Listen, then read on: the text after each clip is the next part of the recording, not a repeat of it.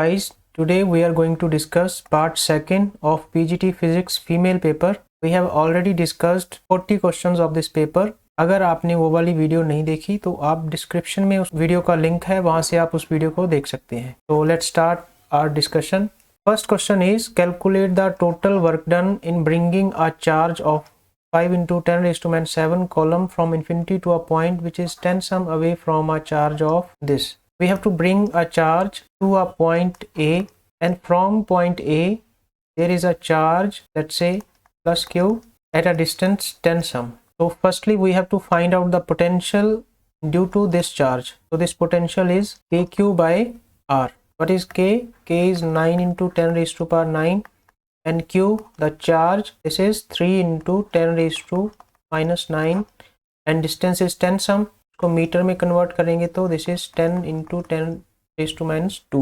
तो यहाँ से हम पोटेंशियल कैलकुलेट करेंगे तो ये हमारा आ जाएगा 2.7 into 10 raised to power 2 volt. And now the work done, it is Q into V. ये चार्ज है 5 into 10 raised to minus 7, and potential कितना है यहाँ पर 2 into 10 raised to 2 volt. तो जब हम कैलकुलेट करेंगे तो हमारा आंसर कितना आ जाएगा? Second question is which of the following is not a mechanical wave. Mechanical wave इनमें से कौन सी नहीं है? मैकेनिकल वेव कौन सी होती है? जिनको प्रोपेगेट करने के लिए कोई मीडियम की ज़रूरत होती है. तो लाइट वेव जो है उसको प्रोपेगेट करने के लिए कोई मीडियम नहीं चाहिए. So this is not a mechanical wave, it is a transverse wave. Okay. Third question is how much negative charge is present in 500 gram of a water. We have a molecule of water का molecular weight पता करें तो कितना आएगा हमारे पास? 18 ग्राम. From here 18 ग्राम जो of water है इसमें कितने नंबर ऑफ मॉलिक्यूल्स हैं? 6.02 into 10 raised to 23 मॉलिक्यूल्स. और यहाँ से हम 1 ग्राम में पता करेंगे तो 6.02 into 10 raised to 23 by 18, और 500 ग्राम का पता करेंगे तो this will be multiplied by 500 grams. Now the water molecule, इसमें कितने नंबर ऑफ इलेक्ट्रॉन्स होते हैं? 10. तो जो टोटल चार्ज हमारे पास आएगा वो कितना आएगा? N into E.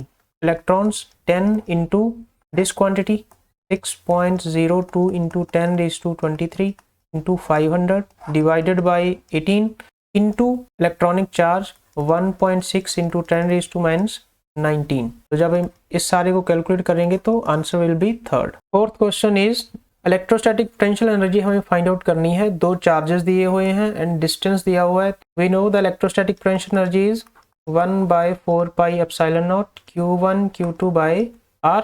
This is 9 into 10 raised to 9. Q1 is 5 microcoulomb, so this is 5 into 10 raised to minus 6, and Q2 is 3 into 10 raised to minus 6. This is minus 3 divided by R is 16 sum, 16 into 10 raised to minus 2 meters. तो इसको हम calculate करेंगे तो answer कितना आएगा हमारा? Fourth. Fifth question is the electric field of an electric dipole at a point on equatorial plane for r much larger than a is. Equatorial plane के कारण हमारे पास जो इलेक्ट्रिक फील्ड होता है वो कितना होता है?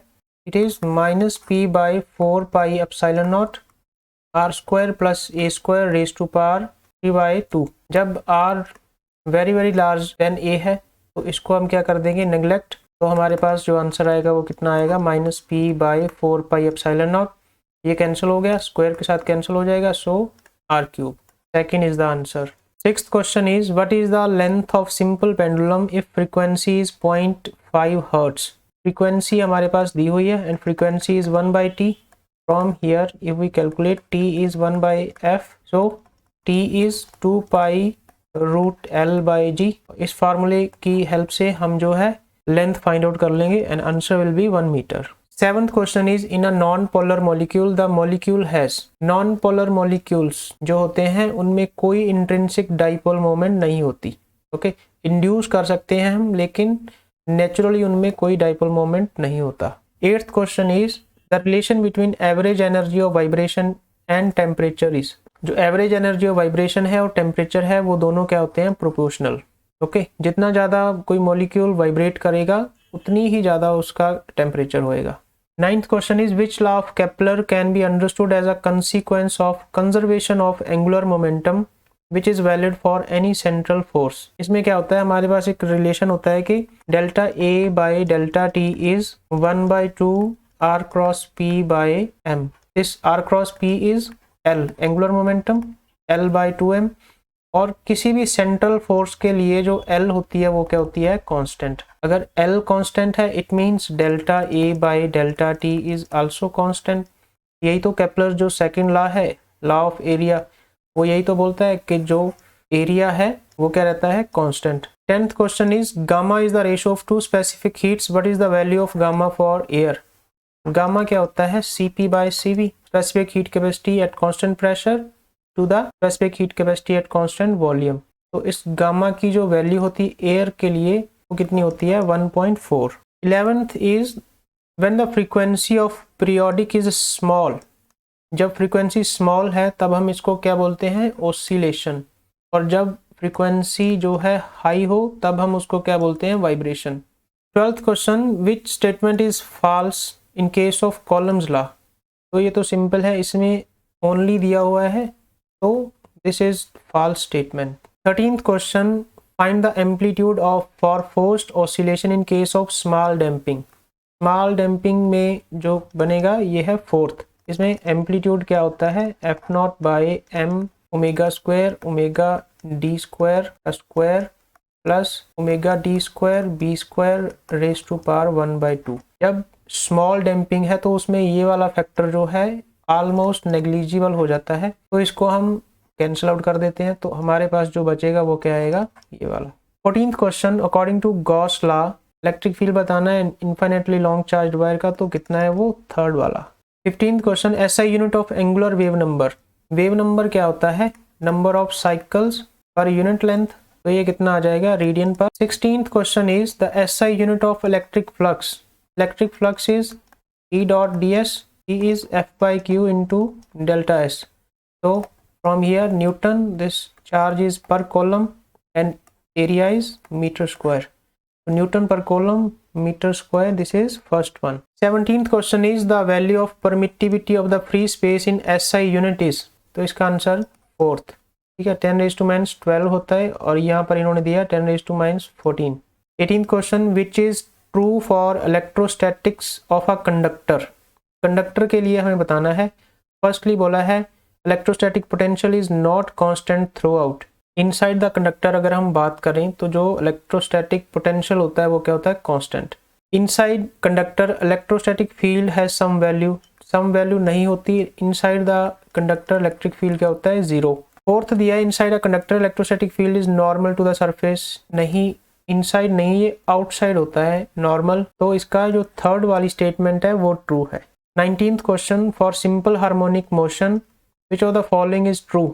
सिंपल हार्मोनिक मोशन के लिए क्या होता है, displacement of particle varies with time, ये वाली स्टेटमेंट ट्रू है। We have x is a sin omega t plus phi. 20th question is the phase constant, this phase constant phi, ये भी क्या है, टाइम डिपेंडेंट। फेज कांस्टेंट हमको क्या बताता है कि जो वेव है वो कितना ट्रेवल कर गई अपनी पहले वाली पोजीशन से, तो ये टाइम डिपेंडेंट तो है ही। फिर फोर्थ डिसिप्लिन का फर्स्ट क्वेश्चन हमारे पास है, अ वायर ऑफ, ये मास है वायर का, m is 0.4 kg, length is 1.6 metres and carries a current 3 amperes. Around the wire uniform magnetic field है, तो हमें मैग्नेटिक फील्ड की जो स्ट्रेंथ है वो पता करनी है, कितनी है।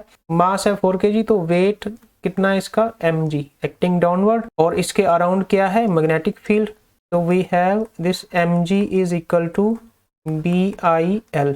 ओके, ये BIL आता है BI क्रॉस L से। From here magnetic field is mg by IL। इनकी वैल्यू सब्स्टिट्यूट करेंगे तो हमारे पास आंसर क्या आ जाएगा, सेकंड क्वेश्चन है, find the magnitude of magnetic field when electron moves in a circular path. Electron circular path में मूव कर रहा है, रेडियस इज 26 सम, स्पीड इतनी दी हुई है, मास और चार्ज भी दिया हुआ है, तो हमें मैग्नेटिक फील्ड का पता करना है। We know F is Q V cross B। इस कंडीशन में V is perpendicular to B, तो we have F is Q V B। Centripetal force, क्योंकि इलेक्ट्रॉन जो है सर्कुलर पाथ में मूव कर रहा है, तो centripetal force is mv²/r। From here equating the both, QVB is mv²/r and from here B is mv²/r into QV, और यहाँ से आ जाएगा mv/QR। इनकी वैल्यू सब्स्टिट्यूट करेंगे, मास भी हमारे पास दिया हुआ है, चार्ज दिया हुआ है, R दिया हुआ है 26 सम, और V दी हुई है। तो जब कैलकुलेट करेंगे तो आंसर क्या आ जाएगा हमारा सेकंड। थर्ड क्वेश्चन, ये पीजीटी फिजिक्स जो मेल का पेपर था उसमें भी आया था, वहाँ भी हमने डिस्कस किया था इसको। तो इसमें क्या है हमारे पास कि एक स्क्वायर, उसकी चारों कॉर्नर पे मास m प्रेजेंट है और साइड जो स्क्वायर की है वो है a।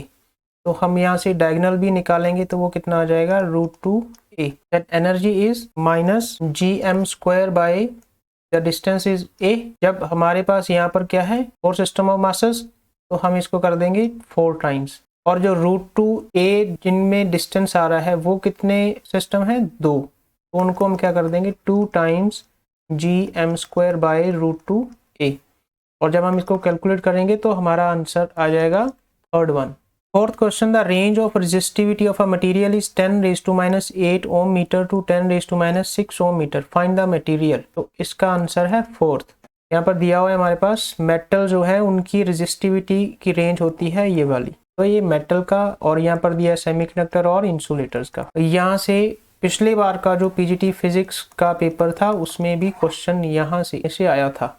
Next question, according to Biot-Schwarz law, the magnitude of magnetic field at distance x from the center of current carrying loop of radius r in vacuum of permeability mu naught is। तो ये बताना है हमें कितना आता है। तो according to Biot-Schwarz law क्या होता है हमारे पास, dB is mu naught by 4 pi I dl cross r by r cube. और यहाँ पर हम जब करंट कैरिंग लूप में जब हम ये वाली r कैलकुलेट करते हैं तो ये r कितनी आती है हमारे पास x² plus r²।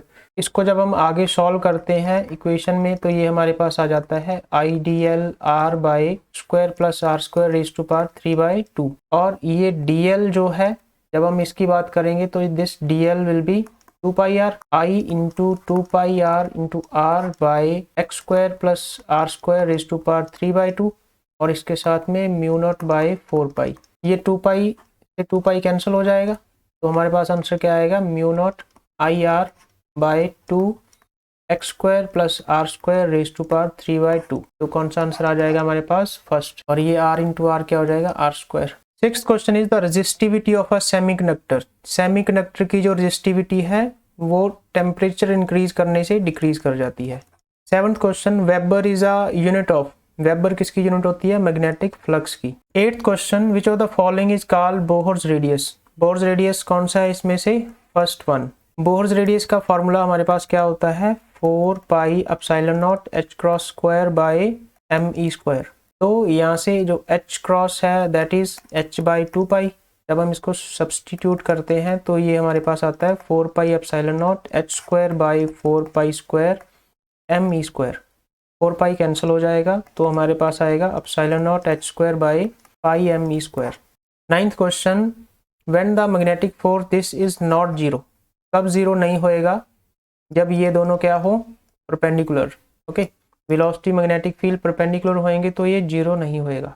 10th question, in Balmer series the line with longest wavelength in the dash is called H alpha. ये बताना है हमें कि ये वाली जो वेवलेंथ लाइट होती है उसको हम क्या बोलते हैं, और इस वाली वेवलेंथ को एच बीटा बोलते हैं। तो ये कौन से कलर होती है ये बताना है। तो we have H alpha is red and H beta is blue. 11th question, internal resistance of a dry cell is much higher than the common electrolytic cell. ऐसा क्यों होता है, जो ड्राई सेल, जो प्राइमरी ड्राई सेल होता है वो उसको हम रिचार्ज नहीं कर सकते, और उसके जो अंदर केमिकल रिएक्शंस होती हैं उनके होने के लिए उसकी जो इंटरनल रेजिस्टेंस है वो हाई होनी चाहिए, यही कारण है। Okay. 12th question, which instrument has the advantage that it draws no current from the voltage source being measured. तो ये कौन सा होता है, पोटेंशियोमीटर। पोटेंशियोमीटर को हम यूज करते हैं तो वो कोई करंट जो है उसको ड्रा नहीं करता। 13th question, if area of the cross section of a conductor is halved then resistance becomes. Resistance क्या होती है रो L बाई ए, तो R is proportional to 1/a। अगर हम जो एरिया है उसको हाफ कर देंगे, एरिया को हमने क्या कर दिया हाफ, तो रेजिस्टेंस क्या हो जाएगी 2 times. 14th question, the magnitude of drift velocity per unit electric field it is called mobility. 15th question, earth's magnetic field is first one. 16th question, the relation between orbital radius and electron velocity. ये हम कहाँ से पता कर सकते हैं, centripetal force और force को इक्वेट करके। Centripetal force is mv² by r k into E square electron की बात हो रही है तो बाय आर स्क्वायर, और यहाँ से हमारे पास क्या आ जाएगा, अगर हम आर स्क्वायर को इधर ले जाएंगे तो R square by R is K E square by M V square. तो यहाँ से हमारे पास क्या आ जाएगा, आर, अगर ये सब कांस्टेंट है तो R proportional to 1 by V square. तो first one. 17 question, the SI unit of current density. Current density क्या होती है, आई बाय ए, तो इसका answer ampere per metre square. 18th question, 1 gauss is equal to 10⁻⁴ tesla. 19th question, capacitance पता करनी है हमें, एरिया दिया हुआ है और डिस्टेंस दिया हुआ है। तो area is 1 metre square and distance is 1 mm, this 1 mm is 10⁻³ metres, और कैपेसिटेंस क्या होती है, epsilon naught A by D. तो यहाँ से कैलकुलेट करेंगे तो आंसर ये आ जाएगा। 20th question, which is not the limitation of Ohm's law. Ohm's law की लिमिटेशन इनमें से कौन सी नहीं है, तो ये है fourth. We know V is I R, तो वी एंड आई डिपेंड तो करते ही हैं आर के ऊपर, तो ये वाली लिमिटेशन नहीं है। ओके, तो आज की वीडियो में इतना ही है दोस्तों। आज भी हमने 2 डिसिप्लिन जो डिस्कस किए हैं, टोटल 40 क्वेश्चन डिस्कस हो गए, और पूरे पेपर के देखे तो हमने 4 डिसिप्लिन हमारे हो गए, तो टोटल 80 क्वेश्चन हमने डिस्कस कर लिए। आई होप कि इनसे आपको कोई जो मदद है वो ज़रूर मिलेगी। तो thank you for watching, thank you so much.